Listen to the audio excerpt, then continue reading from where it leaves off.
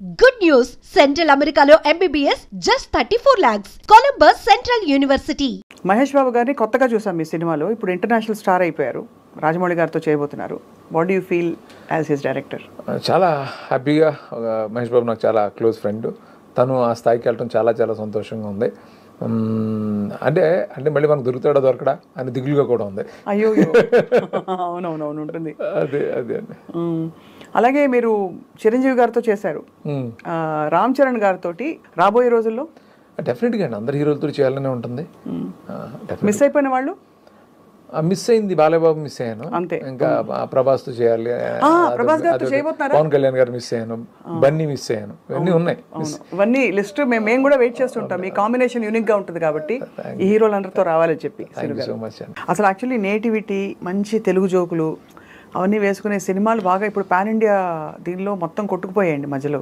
So pan India సినిమాలు చూసినప్పుడు మీకేమనిపిస్తుంది? నేను అప్పుడప్పుడు సీట్లోంచి ఉలిక్కిపడుతుంటాయి. ఎంత పెద్ద ప్రొడక్షన్ అయినా ఒక డైలాగ్ బెంగాలీలో వస్తుంది తెలుగు సినిమాలో, ఒక డైలాగ్ ఇంకో, అంటే భాష, యాస, ఉచ్చారణ మొత్తం అంతా కూడా మారిపోయి.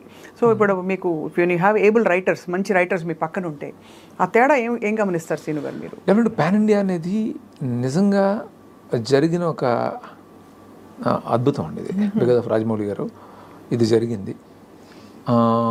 ఆ తర్వాత కేజీఎఫ్ కానీ చాలా సినిమాలు అలాగా, సలార్ కానీ ఇవన్నీ, పుష్ప ఇవన్నీ, దేవరా, ఎన్నిటికి ఒక అడ్వాంటేజ్ వచ్చిందండి.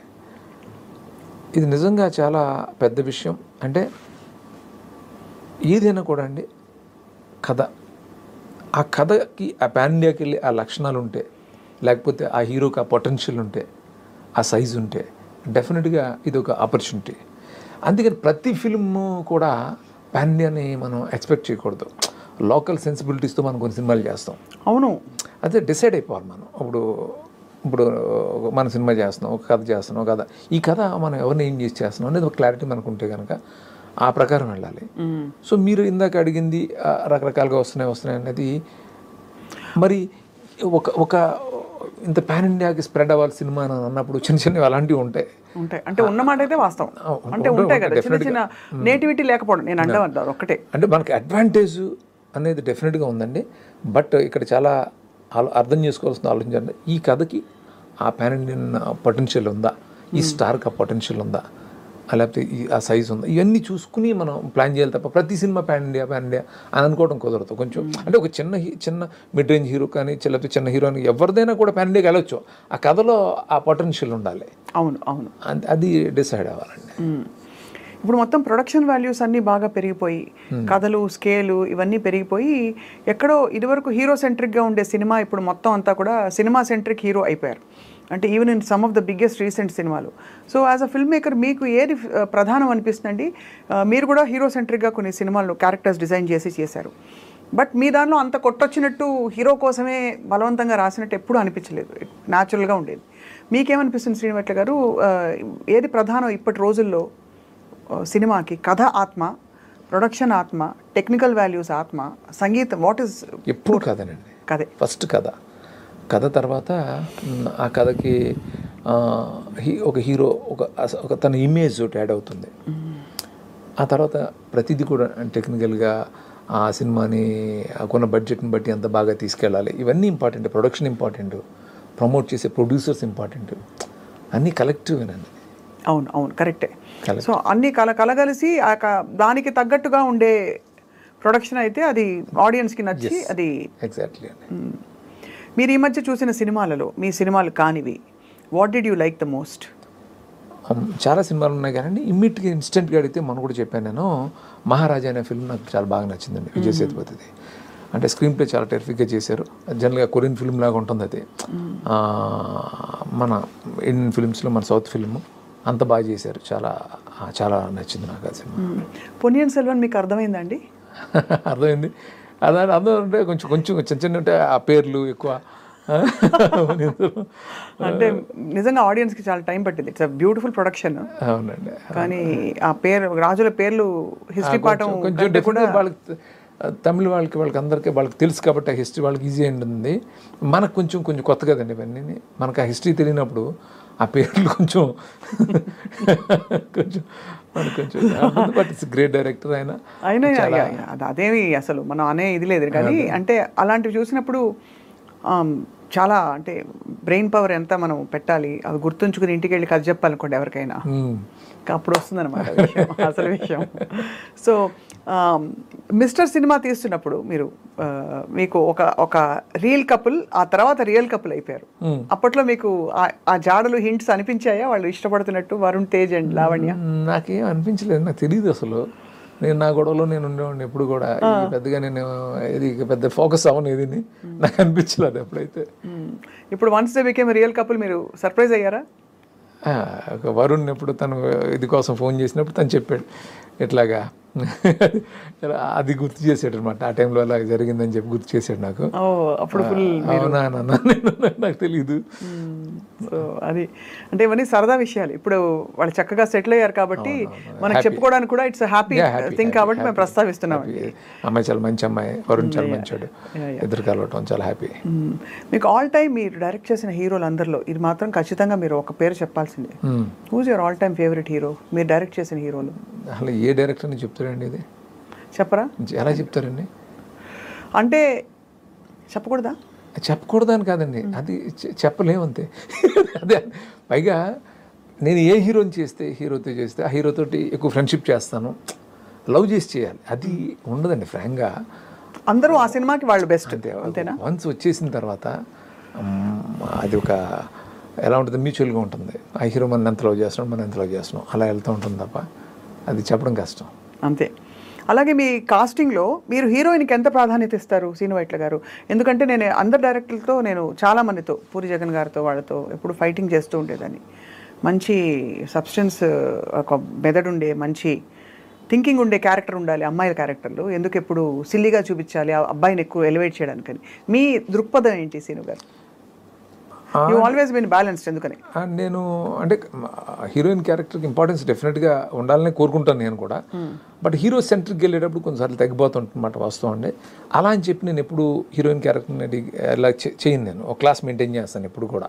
అవునవును, అంటే కొంచెం ఎంటర్టైనింగ్గా చెప్పడానికి ట్రై చేస్తాను. అంటే నా సినిమాలో ప్రతి క్యారెక్టర్ ఎంటర్టైనింగ్గా ఉండాలని కోరుకుంటాను కాబట్టి, పర్టికులర్గా హీరోయిన్కి ఎక్కువ స్పేస్ ఉంటుంది కాబట్టి ఆ అమ్మాయి క్యారెక్టర్ని కూడా ఎంటర్టైనింగ్గానే డిజైన్ చేయడానికి ట్రై చేస్తుంటానండి.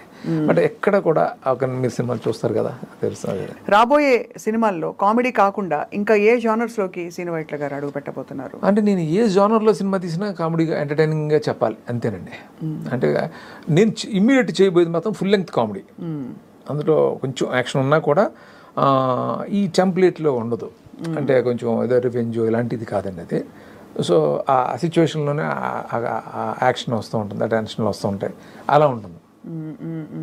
లొకేషన్స్కి ఎంత ప్రాధాన్యత ఇస్తారండి? ఈ సినిమా విశ్వం ఫర్ ఎగ్జాంపుల్ ఇటలీలో చాలా తీశారు, హిమాచల్ ప్రదేశ్లో తీశారు, మంచి మంచి గోవా కూడా వెళ్ళారు. సో ఇంకా కళ్ళకి ఫీస్ట్.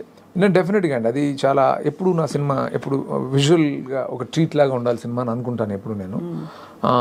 దానికోసం కొంచెం ఎక్కువ ఇదే చేస్తాను. అంటే లొకేల్స్ కొత్తవి పట్టుకోవాలి ఇలాంటి ఆలోచనలు ఎప్పుడు ఉంటాయి నాకు. ఉంటాయి మీకు అయితే? ఈ పర్టికులర్గా ఈ విషయంకి వస్తే ఆ మటేరాలో అది తీసిన ఎపిసోడ్ కానీ, గోవా ఇంటర్లో ఒక ఐలాండ్ బ్లాక్ కానీ, హిమాచల్లో ఫుల్ స్నోఫాల్లో తీసాను అది కానీ, ఇవన్నీ బాగా ప్లస్ అయినాయండి. అన్నీ వర్కౌట్ అయితేనే కదా ఒక సినిమా.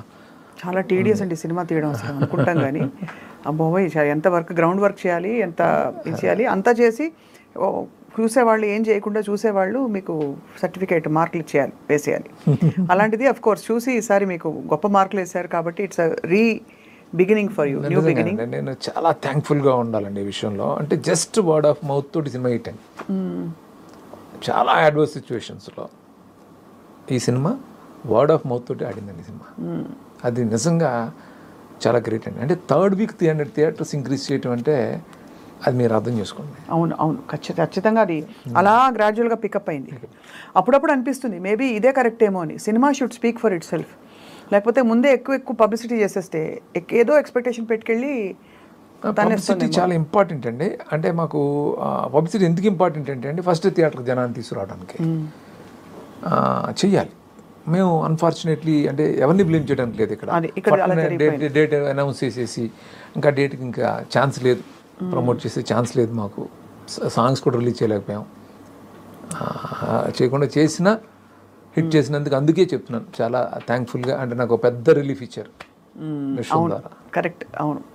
సో ఇప్పుడు చిన్న ర్యాపిడ్ ఫైర్ మీతో శ్రీనివాట్ల గారు. అఫ్ కోర్స్ మిమ్మల్ని ఇబ్బంది పెట్టే ప్రశ్నలు ఏమి అడగము. అంటే ఫేవరెట్ హీరో హీరోయిన్ అంటే మళ్ళీ మీరు ఇబ్బంది పడతారు కాబట్టి అవి అడగకుండా, మీరు డైరెక్ట్ చేసిన హీరోస్ కాకుండా మీ all time favourite screen hero ఎవరు, ఏ భాష, ఎనీవేర్? నేను చాలా సందర్భంలో చెప్పాను, నేను కృష్ణ గారు కృష్ణ గారు అంటే నాకు చిన్నప్పుడు కృష్ణ గారు అంటే చాలా ఇష్టం నాకు. సూపర్ టేస్ట్ అండి అసలు. Favourite heroine? హీరోయిన్లు మారిపోతూ వచ్చారండి చాలామంది. అంటే శ్రీదేవి గారు ఉండేవారు, ఆ తర్వాత ఒక్కొక్కరు అలా. రామ్ గోపాల్ వర్మ గారిని ఒక వర్డ్లో డిస్క్రైబ్ చేయాలంటే ఏం చెప్తారు? యూనిక్ అండి. యూనిక్. తిట్టకుండా పోగొడకుండా వాళ్ళు చెప్పారు. యూనిక్ అండి. అవును, ఖచ్చితంగా. Just kidding. యూనిక్ అండి. నేను చూడలేదు అలాంటి మనిషి, ఇంకో మనిషిని నేను చూడలేదు. రైట్. బ్యూటిఫుల్. మీ ఫేవరెట్ హాలిడే డెస్టినేషన్? ఫేవరెట్ అంటే ఎక్కువ అంటే నేను వెళ్ళేది గోవా, స్విట్జర్లాండ్ ఇష్టం. స్విట్జర్లాండ్. ఓకే. శ్రీనివాట్ల గారు ఖాళీగా ఉన్నప్పుడు ఏం చేస్తారు? ఆలోచిస్తారా, సినిమాలు చూస్తారా, లేక బాధపడతారా, సంతోషపడతారా, నవ్విస్తారా? నేను సినిమాలు చూస్తానండి, ఫ్రెండ్స్తో స్పెండ్ చేస్తాను, లేకపోతే పొలం వెళ్తాను, ఫామ్కి వెళ్తాను, అంతే. మీ బెస్ట్ ఫ్రెండ్ ఎవరు? చాలామంది ఉన్నారండి. అంటే ఒక 10 మంది ఉన్నారు. 10 మంది బెస్ట్ ఫ్రెండ్స్ ఉన్నారు? 10 మంది ఉన్నారు. అందరూ ఇండస్ట్రీ వాళ్ళే? ఇండస్ట్రీ కాదు, కొంతమంది బయట, కొంతమంది ఇండస్ట్రీలో. యా. శ్రీనివాట్ల గారి ఆల్ టైమ్ డ్రీమ్ ప్రాజెక్ట్ ఏంటి? ఆల్ టైమ్ డ్రీమ్ ప్రాజెక్ట్ అనేది నాకు ఫ్రాంక్గా నాకు నెక్స్ట్ చేసే సినిమాని డ్రీమ్ ప్రాజెక్ట్ అంటే. ఇప్పుడంతా all set on the comedy. ఈ హీరో ఎవరైతే మీరు రివీల్ చేయబోతున్నారు ఫస్ట్ నాకే చెప్తారు కదా మీరు? మీకే చెప్తాను ఎందుకంటే అండి అదే మనల్ని ఎగ్జైట్ చేస్తూ ఉంటుంది. అవును, కరెక్ట్. సో డ్రీమ్ ప్రాజెక్ట్ అనేది అంటే ఎక్కడికక్కడ అదే డ్రీమ్ ప్రాజెక్ట్ మీరు చెప్పినట్టు. ఎందుకంటే అదే దాని మీద మనసు పెడతారు. అంతకంటే పెద్దది అవుతుందా వి డోంట్ నో, తెలియదు, అదే పెద్దది అవుతుందా అని చెప్పేసి.